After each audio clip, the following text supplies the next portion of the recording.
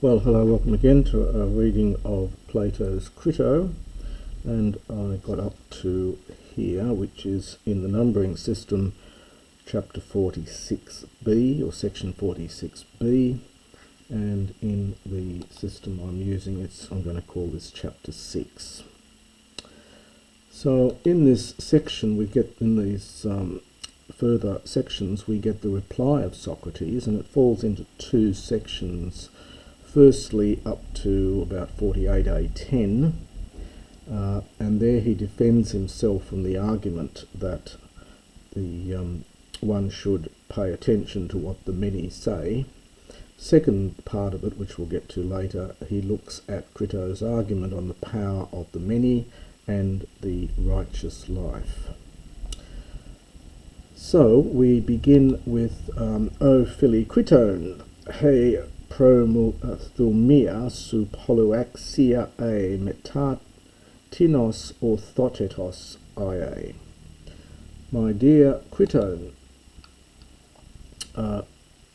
your zeal, prothumia, first declension from the noun, so your zeal, you've got to supply something like would be, worthy of much, that is, it would be of great merit, a metatinos orthotetos ie, if, well, it literally it were with, so in other words, if it were accompanied by a certain rectitude, so by some rectitude. This is from orthotes, a third declension noun. This is the genitive.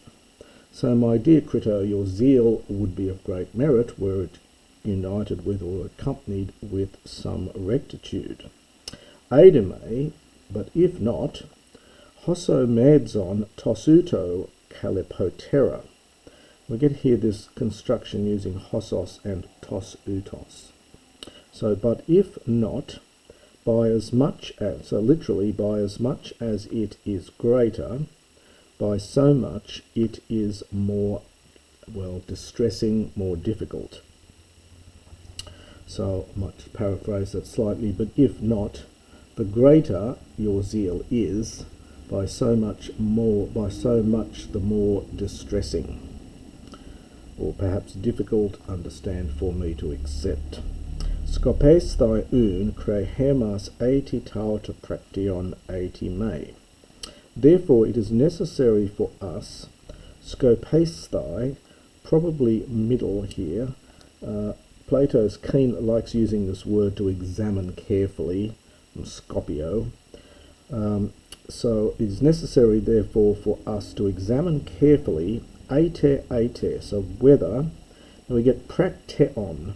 This is a verbal adjective, also known as a gerundive. Latin, of course, uses these much more than Greek does, but we do get it in Greek. The ending is teos, teos or teon here. We have to supply hemas, I think. And the verb underlying it is prasso, the root of which is prag, and the voiced guttural gamma becomes an unvoiced guttural before the unvoiced dental here, so we get prakteon. We've got to supply hemas, so we must do these things. So just to do this again, so therefore it is necessary for us to look carefully as to whether we must do these things or whether not. Hos ego u nun proton ala kai ie toi utos hoios ton emon me deni allo paithesthai eto logo hosan moi logizomeno beltistos phinetai. Since I, literally not now first of all, this is an adverb here, but also always, so understand, I am such a one as to obey, I think here it's the middle, to obey no other thing. Well, the tone emone is slightly awkward here. It's probably something like in relation to my affairs. Others take it as my friends, but I think it's probably better to take it in relation to my affairs. So to obey nothing else in regard to my affairs other than to logo, it's dative after the pathestai, other than the argument, which for me, having thought about it, having reckoned on it, might appear best. So to paraphrase this slightly, but to obey the argument which, after reflection, appears to me to be the best. Tu ste logus hus en to, and indeed those arguments which empros then, which previously I was saying, ou dunamai nun ekbalain, I am not able now, so ekbalain literally to throw out, so perhaps to discard, so I'm not able to discard them.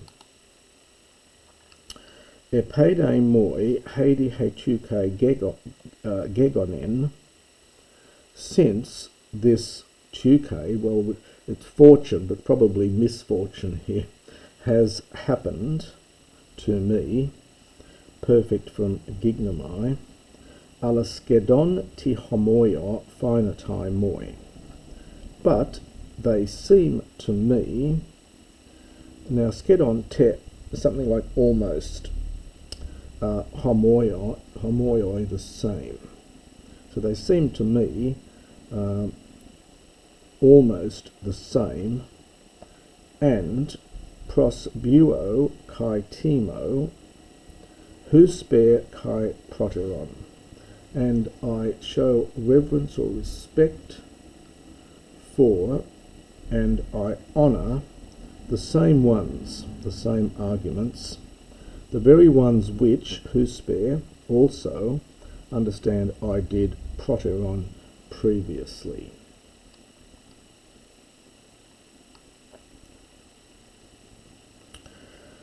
Hon ean me beltio echomen legain ento paronti, u isti hoti ume soi sum choreso, ud an pleo ton non paronton, he ton polon dunamis hosper paidas hemas, mormolutatai, desmus kai thanatus epipempus kai crematon aphireses. And if we might have, subjunctive from echo, and often echo in this sense can be used to be able to, but if we might have better words than these, or better arguments than these, to speak in the present situation. So if we do not have, I should say, so it's something like, unless we are able to speak better arguments than these in the present situation, you isti, from oida, imperative, know well that, and we get ume, and this will be a subjunctive here from sum choreo, know that I, in no way will I concede, or almost give ground to you, now, nor the power of the many, and so nor, and it's going with an, and we've got a subjunctive here, so nor would the power of the many, the main verb is mormo lutatai in the subjunctive. Mormo is like a boogeyman in Greek. It's a name of some monster that's meant to frighten children. So mormo is coming, the boogeyman is coming, and out of that they form this verb normalutio,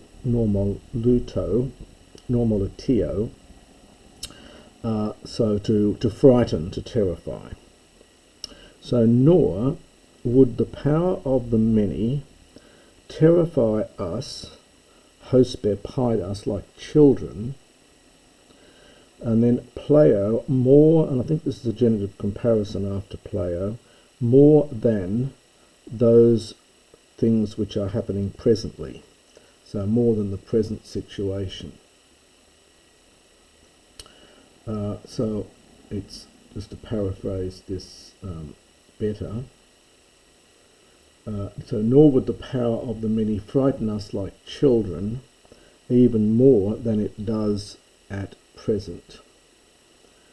Epipempusa, sending against us, desmus, well, it's bonds, but here it's in the sense of incarceration or imprisonment, death, and the aphiresis, the confiscation, crematon of money. This is from aphirio, to take away, so the taking away of money, hence the confiscation of money. Pos un an metriotata scopoimetha auta. Therefore, how, that's a question, this is an optative from Scopio, how would we examine these things? And we have metriotata, which is a comparative adverb. So in a way which is more measured. So in a more measured way. How would we examine these things in a more measured way?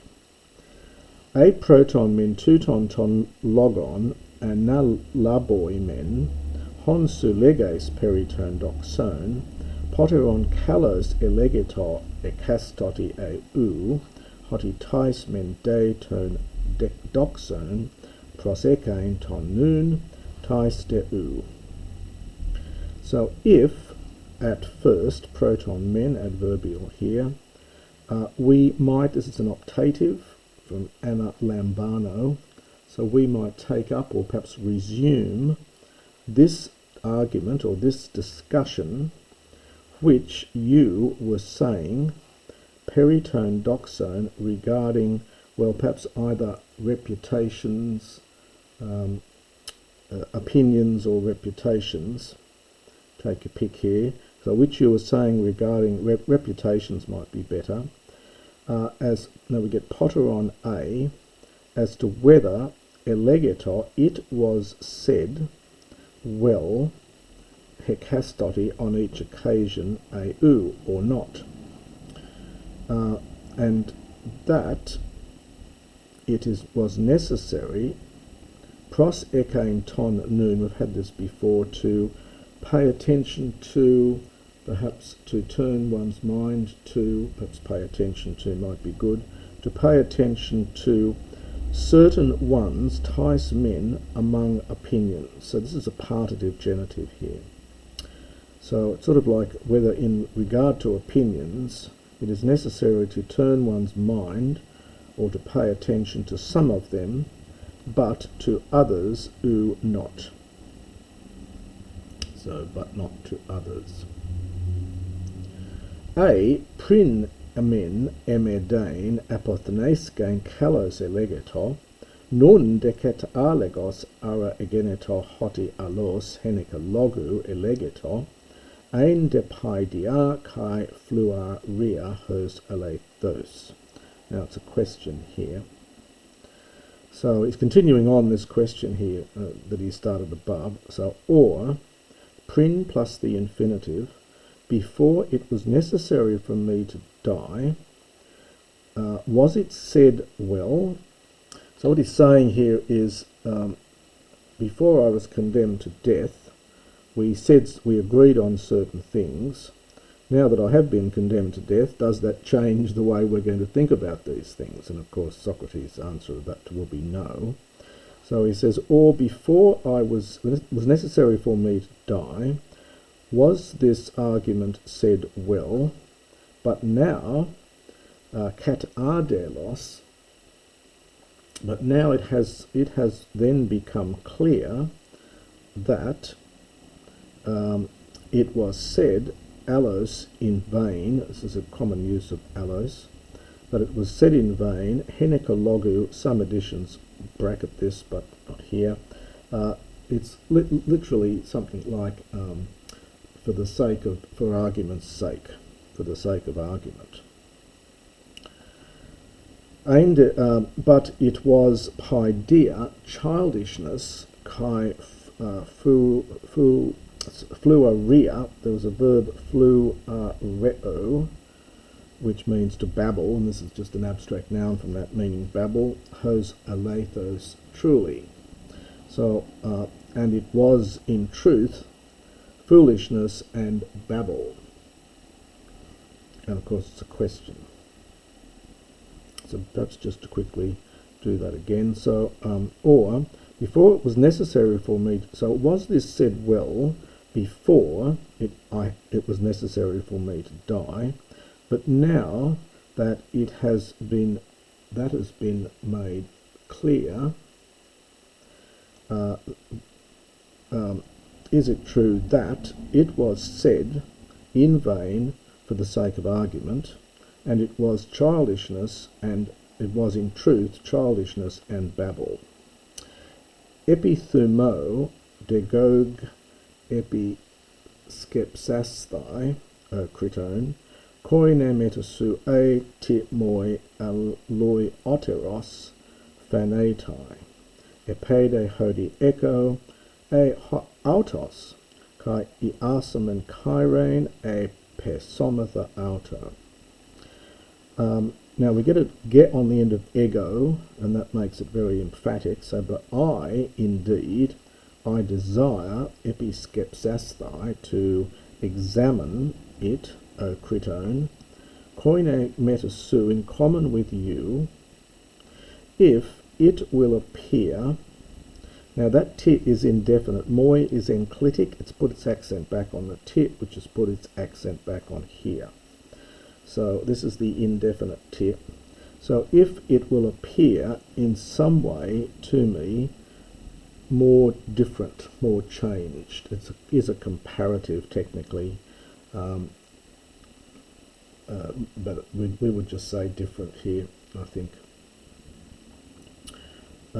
So, or altered, so whether it will appear somewhat to me, somewhat altered, since I am in this situation. So echo plus an adverb is used for Amy, and I am in this way. So since I am in this situation, or is it the same? And we've had this idiom before from e'ao and kairein. We will allow it to say goodbye. So we'd say in English, we will bid it farewell, or we will obey it. So just to do that bit quickly. So I desire, O Criton, to examine carefully in common with you if it will appear to me somewhat altered since I am in this situation, or whether it's the same. So, and we will bid it goodbye, or shall we obey it? Elegetot de pos hos egoimai hekastoti hodi hupaton oiomenon tilegain hos benunde ego elegon hotiton doxon has hoi anthropoi dox adzousin deoi tas men peri polu poiesthai tas demei. So, but how, sorry, it was said, now this is the indefinite pose, you see it's enclitic, and this is a crasis for ego plus oimai, to think.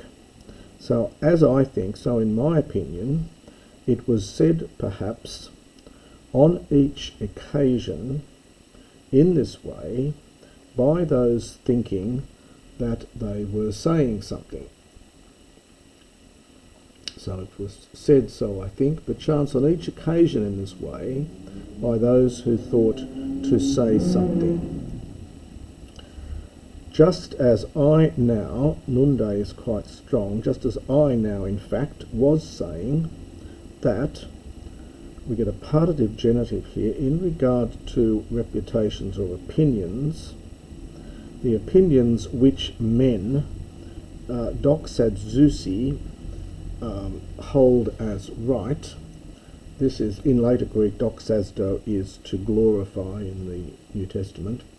Here it has just something men hold as right. That, this is an optative from Day, that it would be necessary, and here's this idiom again, peri polu poio in the middle, to regard as very important some of them, but others not.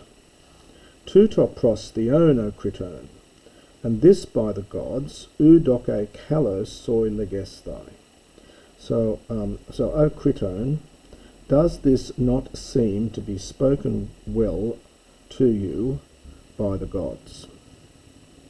Now there's a little break here the editor's put with a little dash. His point in this next section is going to be, well, I'm condemned to death, but you're not, and so because you're not in a difficult situation, you should be able to think quite logically and reasonably about this without any emotion. So it's sugar hosager tanthropea ektos tu melon apothneskein arion. Kai uk an se paracruoi he parusa sumphora. For you, inasmuch as at least, the get is important, so at least in respect of those things which are to do with humans, at least, well, in respect of as many things as are controlled by humans, so perhaps at least as far as human affairs go, you are ektos, and it takes a 2 plus the infinitive, you are outside of, literally, being about to die tomorrow. So of course the gods could decide something differently, but at least as far as human beings are concerned, you're very unlikely, you are far from likely, for the ektos 2, you are far from likely to be about to die tomorrow, and the present sumphora, the present circumstance, perhaps disaster, would not, paracruoi is an optative from paracruo. I'm going to translate it here as perhaps warp your judgment. It means that the cruo is to strike, of course, to strike you from beside, and probably having the sense here of lead you astray, or that's not quite the word I want. Warp your judgment perhaps might be good. So the present disaster, present situation, would not lead you astray or warp your judgment. Scope Dei, and then there's another dash here, so look carefully then, this is an imperative, uk hikanos, does it not seem to you, so does the argument not seem to you to have been spoken hikanos, well perhaps fittingly, literally sufficiently, that it is necessary, it is not necessary, timan to honour or show respect for all the opinions of men, but understand to show respect for some but not for others. Udipan turn ala tone men tone di u, nor understand the opinions of all men, but those of some and not of others. Tifes tauta uki kelos legetai. So he says, surely, were these things then not spoken well? And Crito says, kalos, they were well said indeed. Sokrates replies, ukun tas men krestas timan, tas diponeros me.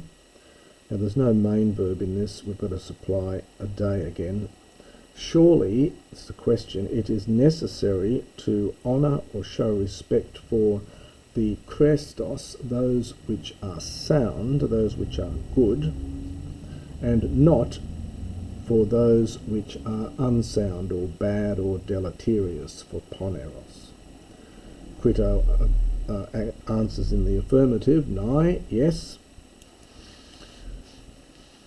Krestai de uk high tone phronimon, ponerai de high tone aphronon. Now, again, another question. So, are not the opinions, this is the high, of the intelligent, are they not good? Are they not sound? But the opinions understood of the ignorant, the foolish, are poneroi, are unsound or deleterious. And to which Crito replies, pose do.